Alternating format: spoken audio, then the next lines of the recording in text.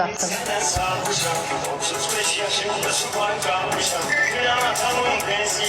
Bir an düşünemeyim.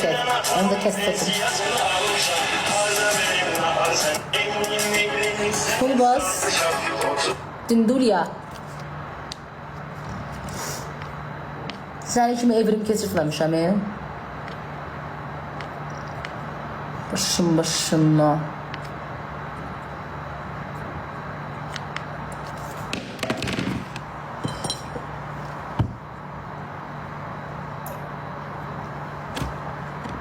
Hayır evladı.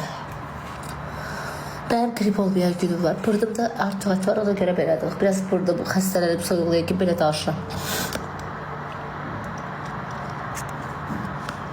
Caniyev, o əməliyyatı sənə elətdirəcəm inşallah. Ay Caniyev, o əməliyyatı sənin üçün elətdirəcəm. Özürlücə elətdirəcəm. Bir dənə qəşəngdir, Allah Allah olsun, süper əməliyyatdır.